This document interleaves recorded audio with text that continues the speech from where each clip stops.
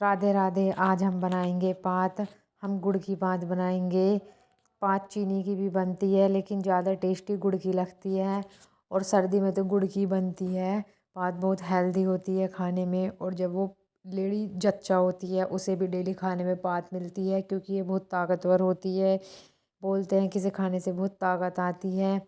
तो इसलिए हम आज बना रहे थे पात, क्योंकि हमारा मन था पात खाने का और सर्दी भी बहुत हो रही थी। तो हमने सोचा क्यों ना पात बनाए जाए। हम बना रहे थे गुड़ की पात। इसके लिए हमने सबसे पहले सारे ड्राई फ्रूट्स लिए और उन्हें घी में भून लिया। घी में भूनने के बाद हम ड्राई फ्रूट्स को थोड़ा थोड़ा काटेंगे भी। जो बड़े जैसे कि काजू है, बादाम है और छुहारे हैं, हम उन्हें थोड़े थोड़े काटेंगे। आप ड्राई फ्रूट्स अपने हिसाब से ले सकते हैं, जैसे जो जो ड्राई फ्रूट्स आपको पसंद हो, कम या ज़्यादा।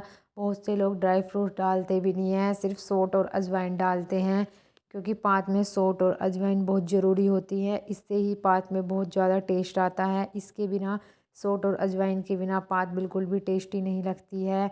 हम इसे पात बोलते हैं। आप मुझे बताना कमेंट बॉक्स में आपके यहाँ पे इसे क्या बोलते हैं। हम लोग तो पात ही बोलते हैं। मैंने गोले को भी छोटे छोटे टुकड़ों में काट लिया था। बहुत से लोग गोले को कद्दूकस में कस लेते हैं।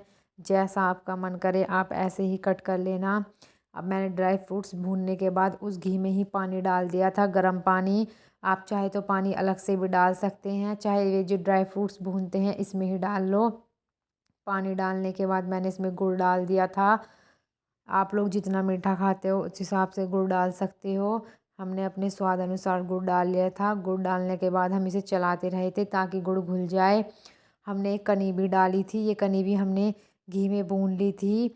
और फिर आप अपने हिसाब से घी डाल लेना, क्योंकि इसमें जितना घी डलता है ये इतनी ही टेस्टी लगती है। तो हमने अपने हिसाब से घी डाल लिया था। ये घी हमारे घर का था। हमारे घर पर भैंस रहती हैं तो हमने उसका ही घी बना रखा था, मक्खन का।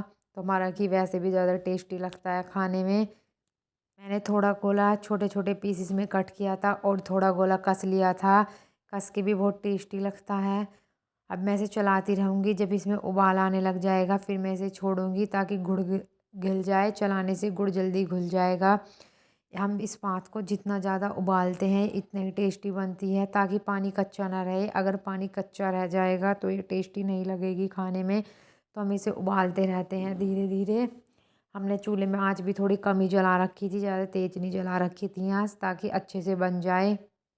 बहुत से लोग पात में कनी नहीं डालते हैं, लेकिन मैंने कनी भी डाली है, क्योंकि कनी से पात थोड़ी गाढ़ी बनती है। वैसे नहीं तो पात पतली पतली लगती है, क्योंकि कनी जो है वो फूल जाती हैं, तो फूलने से थोड़ी गाढ़ी लगती है। बाद में मैंने इसमें सौंठ और अजवाइन भी डाल दी थी। ये अजवाइन भी मैंने घर पर ही कूटी थी।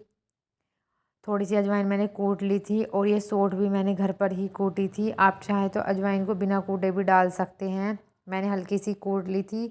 सौंठ अजवाइन आप अपने स्वाद अनुसार डाल लेना। अब पात में उबाल आने लग गया है। देखो ये थोड़ी काली काली सी भी आ गई है।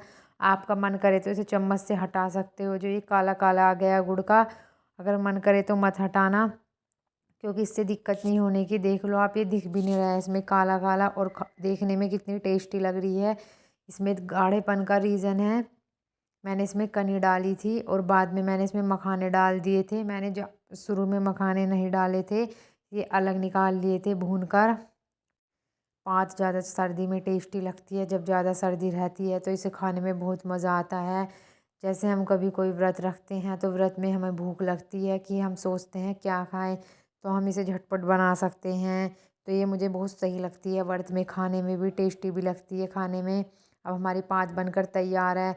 कनी की वजह से कितनी गाढ़ी बन गई है, क्योंकि कनी फूल जाती हैं किसी चीज़ में गिरने के बाद। और अब हमारी पात खाने के लिए बिल्कुल तैयार है।